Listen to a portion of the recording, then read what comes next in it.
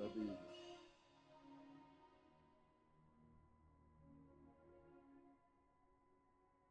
Ouvre ta Bible là où tu es, dans Marc chapitre 16, le verset 17. Yeshua. Marc chapitre 16, verset 17.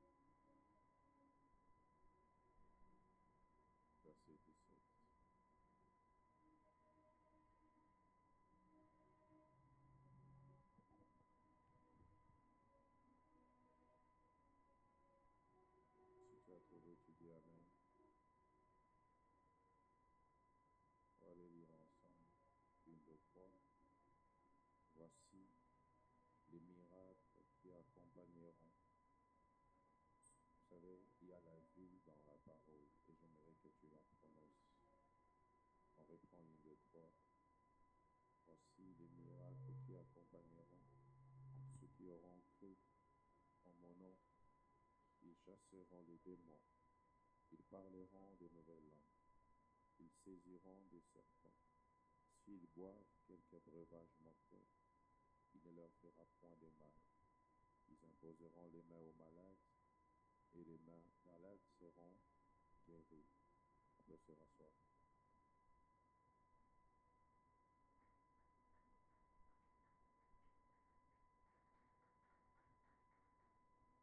Amen. Amen. Que soit béni pour notre premier jour de jeûne et prière. Et je sais que dans ce programme, Dieu a pris la décision de pouvoir opérer des miracles parmi nous. Je pensais que tu allais donner un bon amen. Chaque fois que Dieu envoie une pensée, c'est pour atteindre un but. Et je crois que le but de Dieu sera atteint pendant ce programme. Amen. J'ai besoin du volume. Croyez au miracle. Vous devez savoir, mes frères et sœurs, que les miracles sont simplement les méthodes de Dieu pour résoudre les problèmes des hommes. Les miracles, c'est la manière de Dieu de résoudre les problèmes des hommes. À chaque fois que les hommes sont confrontés à des problèmes, Dieu, lorsqu'il doit y intervenir, utilise la méthode divine qu'on appelle miracle. Et autant les hommes ont leur propre méthode pour résoudre les problèmes des hommes, Dieu a aussi ses méthodes à lui qu'on appelle miracle.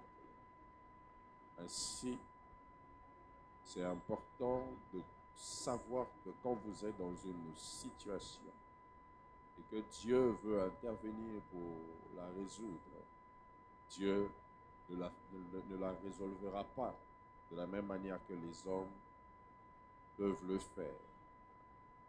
Et les miracles sont aussi cités, ou soit les dons des miracles, est cité parmi les 9 manifestations de l'Esprit. Ça veut dire, on reconnaît la présence de Dieu dans un lieu, non pas seulement par le prophétique, mais aussi par les miracles qui s'y opèrent. Lorsque Dieu fait des miracles, on reconnaît qu'il est présent dans un lieu. Les miracles, c'est quand Dieu utilise une intervention expresse dans une situation. Naturellement, les miracles brisent les lois de la nature.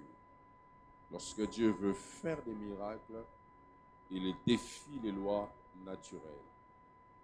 Lorsque Dieu veut faire les miracles, il peut faire que de l'eau puisse devenir un parfum sans une composition chimique. C'est ça même le miracle. Quand les méthodes naturelles n'interviennent pas pour avoir un résultat, mais plutôt les méthodes surnaturelles de Dieu. Et quand Dieu fait des miracles, c'est pour stimuler son peuple à la crainte de sa personne. Mais aussi, quand Dieu fait des miracles, c'est pour résoudre les problèmes auxquels sont confrontés les hommes. Ainsi, mes frères et sœurs, il est de ces situations face auxquelles vous êtes confrontés, des situations face auxquelles vous vivez, sans l'intervention miraculeuse de Dieu, vous ne pourrez pas vous en sortir. Si certains problèmes peuvent se résoudre même par des solutions humaines, il existe ces problèmes qui exigent la manifestation miraculeuse de Dieu pour qu'ils soient résolus. Et je vais poser une autre base en disant que, bibliquement parlant, on voit une différence entre les miracles, les prodiges et même les signes, bien que des fois, quand on veut parler des miracles, on parle des signes. Parce qu'une autre version de Marc 16, 17 dit « Voici les signes qui accompagneront ceux qui auront cru ». La grande différence entre les miracles et les prodiges, c'est que les miracles s'opèrent pour résoudre un problème. Mais les prodiges s'opèrent pour étonner. Dieu fait des prodiges pour étonner. C'est comme si, tel que nous sommes assis là, on voyait l'apparition d'un feu. C'est un prodige. Ça va tous nous étonner, mais ça ne va peut-être pas résoudre un problème dans la vie de quelqu'un. Ça, c'est un prodige que Dieu opère pour l'étonnement de son peuple, afin que l'on voie sa grandeur. Ainsi, c'est important de comprendre cette différence. Le miracle résout toujours un problème. Et le signe, quant à lui, le signe étonne, mais tout en passant un message. Un signe n'emmène pas que l'étonnement, mais un signe emmène l'étonnement et passe un message à ceux qui sont étonnés par sa manifestation. Alors, mes frères et sœurs, lorsque Dieu veut visiter un peuple, Dieu le fait au travers des miracles. Et il suffit d'être capable de croire aux miracles pour vivre les miracles. Alors voici, je vais aujourd'hui nous parler sur les obstacles aux miracles. Ensuite, nous allons prier. Il existe des obstacles face aux miracles, des choses qui empêchent aux miracles de se manifester. Et voici le premier obstacle au miracle, c'est la religion. Amen. Amen. La religion, c'est quoi? C'est toutes les méthodes que les hommes ont mises en place pour contenir Dieu. La religion, c'est tout ce que les hommes ont organisé pour justifier le fonctionnement de Dieu. À chaque fois que vous serez dans un endroit, ou même à chaque fois qu'en vous va croître une pensée selon laquelle Dieu agit comme ça et Dieu ne peut pas agir comme ça, sachez que vous êtes devenus religieux. Et la religion est un grand obstacle au miracle. Raison pour laquelle Jésus s'opposait aux pharisiens, parce que ces hommes, selon eux, et même les docteurs de la loi, pensaient que Dieu ne pouvait pas visiter le jour du sabbat. C'est pour cela que Jésus, expressement, pour défier la religion, faisait des miracles, même le jour du sabbat, pour que les hommes comprennent que Dieu n'est pas contenu par un système, mais Dieu est plus que le système. Et lorsque vous voulez vivre les miracles, vous devez être capable de savoir que Dieu n'est pas ce que vous maîtrisez, Dieu c'est ce que vous apprenez. Je parle à quelqu'un ce soir. Dieu, ce n'est pas ce que vous maîtrisez, que vous pouvez expliquer parce que vous avez fait la théologie.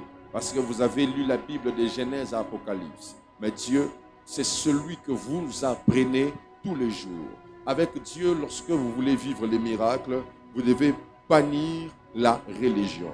La religion est un siège confortable qu'on donne à Satan dans une église pour qu'il empêche l'action de Dieu de se manifester.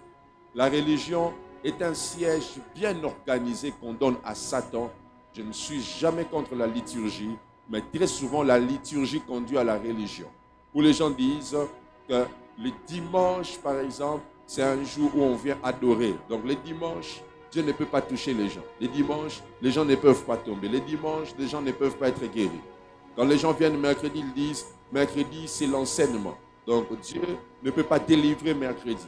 Ça, c'est l'esprit religieux qui conduit de cette manière-là. Mais quand vous devenez spirituel et que vous quittez la religion, alors vous saurez que Dieu peut faire ce qu'il veut, quand il le veut et comme il le veut. Je disais, Dieu peut faire ce qu'il veut, quand il le veut et comme il le veut. Je le répète encore, Dieu peut faire ce qu'il veut, quand il le veut et comme il le veut. Je le dis encore, Dieu peut faire ce qu'il veut, quand il le veut et comme il le veut. Et si tu quittes la pensée de la religion, il est possible que ce culte soit celui que Dieu a choisi pour ton miracle. Amen.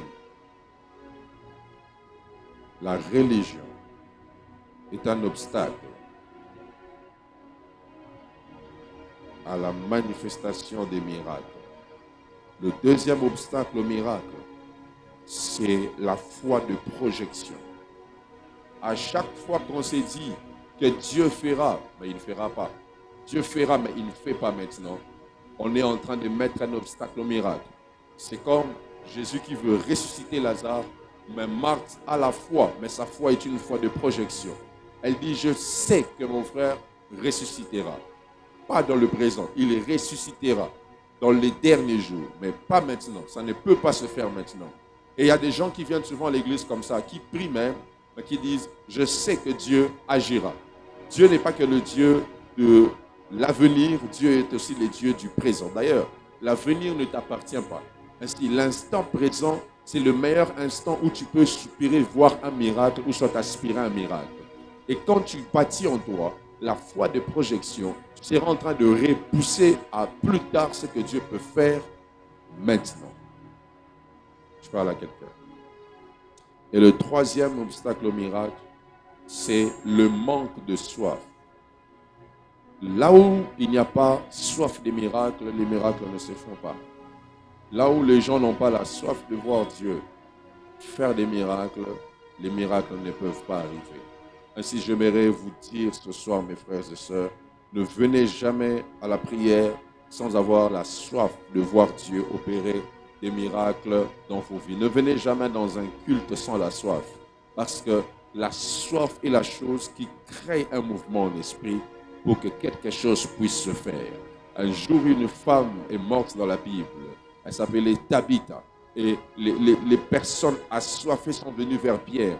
Et on dit à Pierre, tout le monde peut partir sauf cette femme. Et elles se sont mises à prier. Elles ont prié. Et Pierre a imposé les mains à cette femme. Elle est revenue à la vie. Pourquoi? Parce qu'il y avait une grande soif. Lorsque tu n'as pas la soif de voir les miracles, tu viendras à l'église culte après culte, retraite après retraite, mais tu ne verras pas les miracles.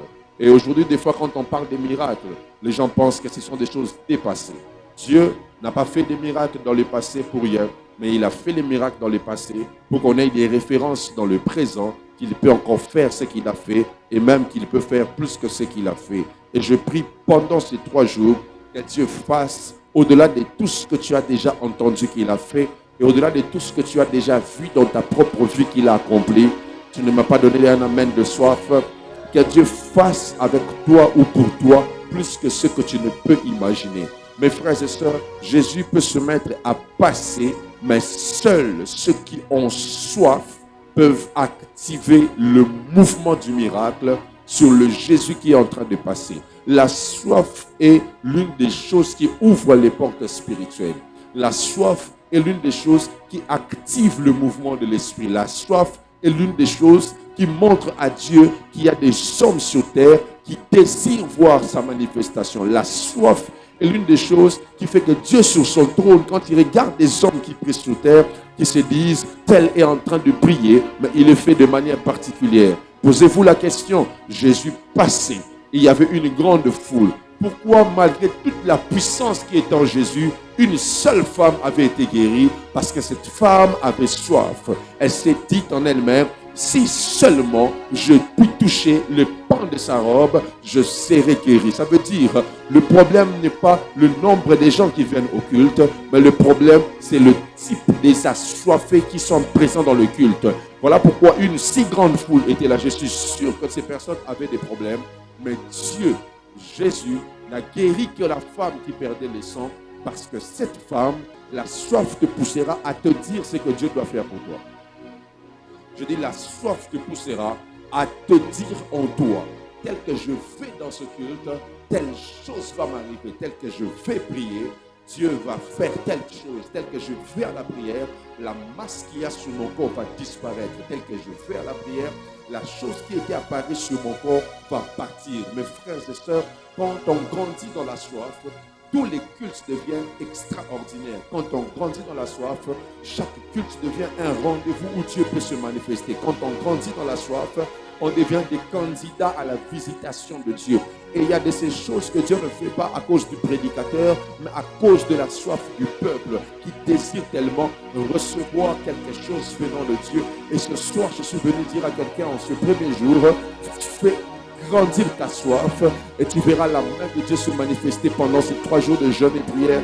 Je dis, fais grandir ta soif et tu verras que le mois de mai peut être un mois exclusif pour toi. Je dis, fais grandir ta soif et tu verras un réveil spirituel entrer dans ta maison. Fais grandir ta soif et tu verras une transformation venir vers toi. Fais grandir ta soif et tu verras des anges que tu n'as jamais vus entrer dans ta maison. Fais grandir ta soif et tu verras le surnaturel s'attacher à ta vie. Fais grandir simplement ta soif et tu verras ce travail pour lequel tu as longtemps prié venir vers toi. Fais grandir seulement ta soif. Je dis, fais grandir seulement ta soif. Lorsque la soif grandit, la consommation aussi grandit. Je dis, lorsque la soif grandit, la consommation aussi grandit. Ainsi, plus un enfant est en train de grandir, son estomac se développe, sa consommation d'eau aussi augmente. Et plus tu avances avec Dieu, plus ta soif de Dieu augmente. Et plus tu montes avec Dieu, plus tu dois avoir une plus grande soif. Et les miracles, mes frères et sœurs, ne se font pas rares parce que Dieu est fatigué d'agir, mais parce que la soif a juste baissé. Et ce soir, je prie que Dieu rallume ta soif.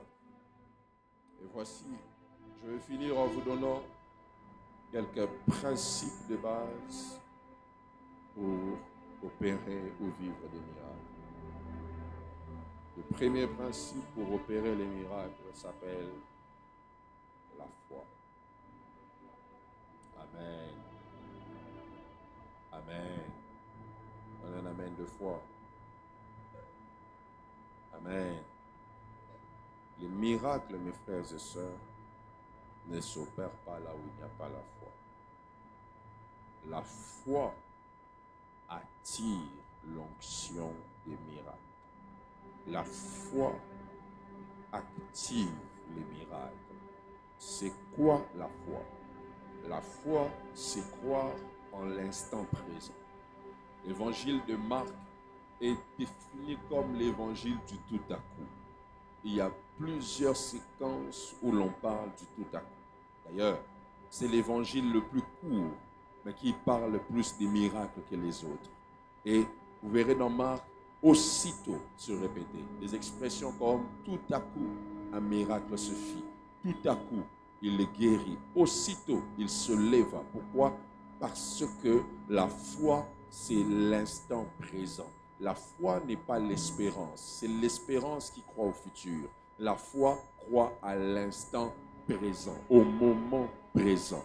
Et la foi, mes frères et sœurs, active les miracles. La foi, c'est quand nous arrivons à la dimension de se dire, maintenant là, dans ce culte, pas à la fin du culte, il y aura un transfert qui va se faire. Même pas il y a un transfert qui se fait et qui entre dans mon compte. Parce que, mes frères et sœurs, la foi, c'est la capacité à croire à l'instant présent. parle à la minute qui vient après celle dans laquelle je te parle. La foi, c'est l'instant présent. Je répète, la foi, c'est l'instant présent. Et les miracles se font lorsqu'on devient capable de croire que maintenant là même, quelque chose peut se faire.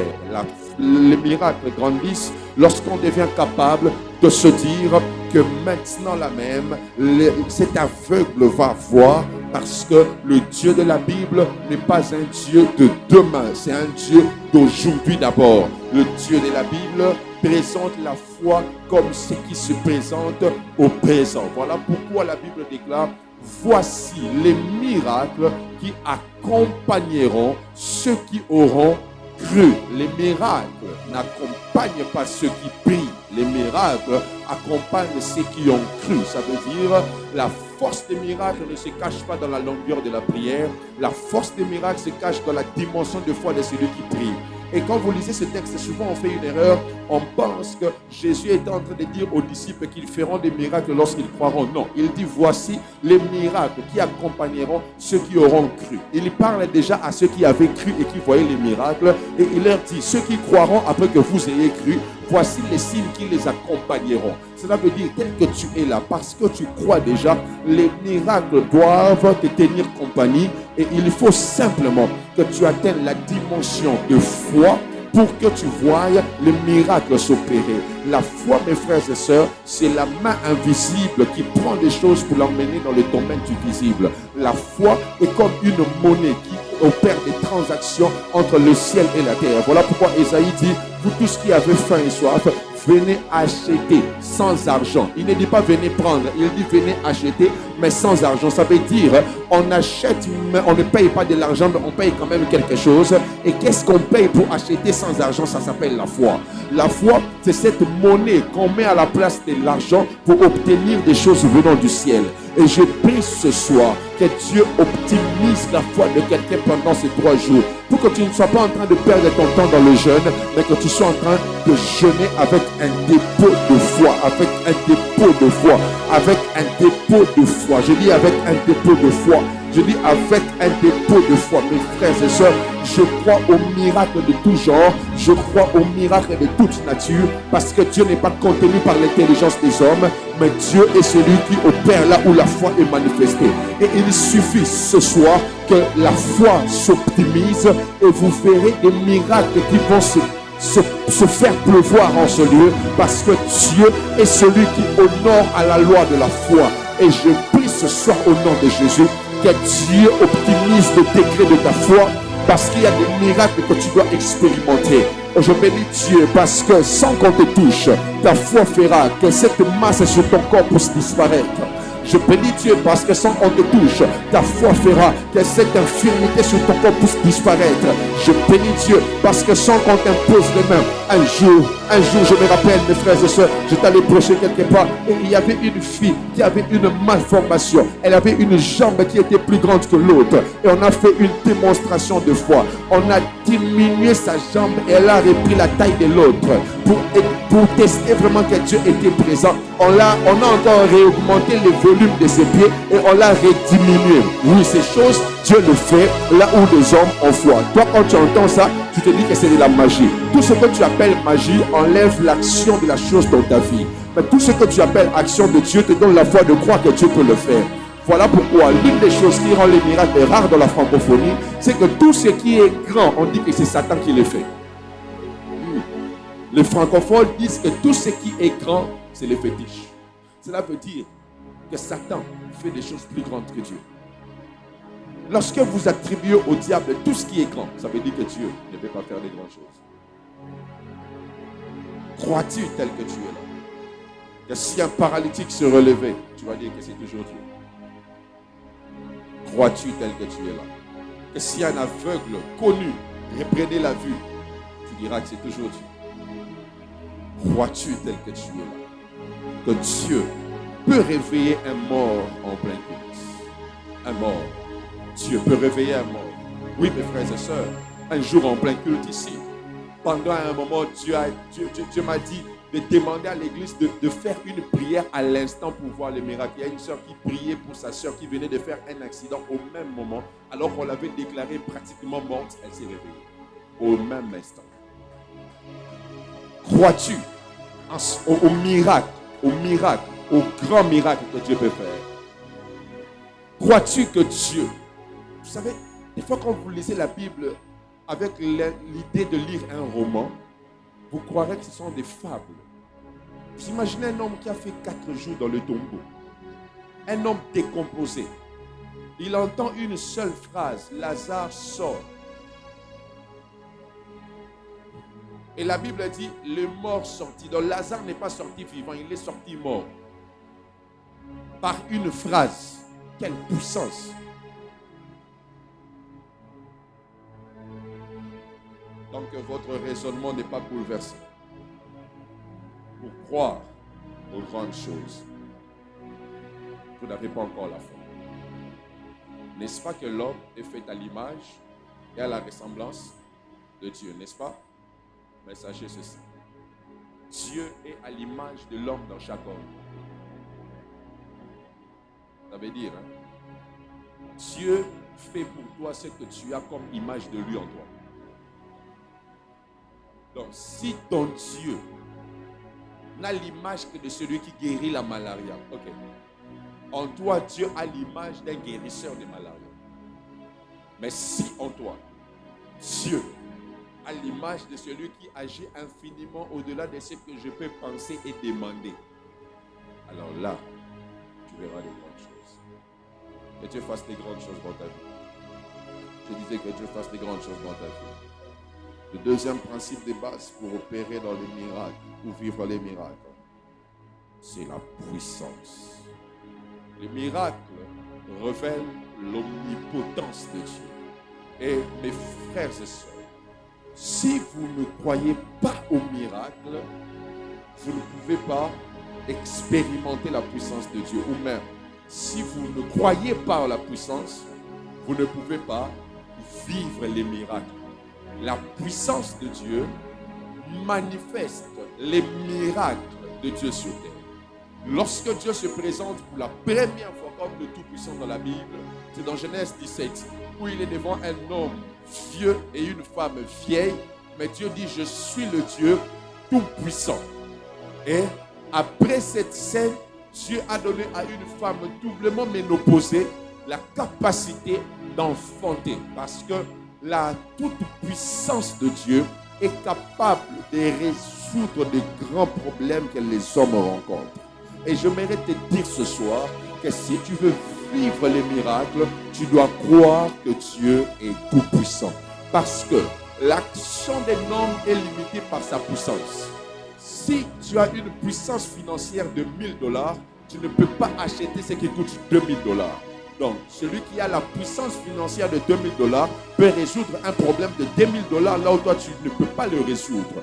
Ainsi, la puissance de Dieu est tellement grande qu'elle peut résoudre tout type de problèmes, peu importe leur gravité et leur intensité. Je parle à quelqu'un ce soir, que Dieu ouvre l'atmosphère de sa puissance ce soir en ce lieu, pour que tu expérimentes que Dieu est capable de faire disparaître le poison dans un corps. Dieu est capable de sortir les démons d'un corps. Dieu est capable de guérir les malades. Dieu est capable de délivrer. Lorsque tu comprends que la toute-puissance de Dieu se manifeste sur terre, il y a une différence entre la toute-puissance et la très-puissance. La très-puissance, c'est une grande puissance qui n'a pas de conscience. Mais la toute-puissance, c'est une grande puissance mais qui a la conscience. Le courant est très puissant, mais le courant n'est pas tout puissant.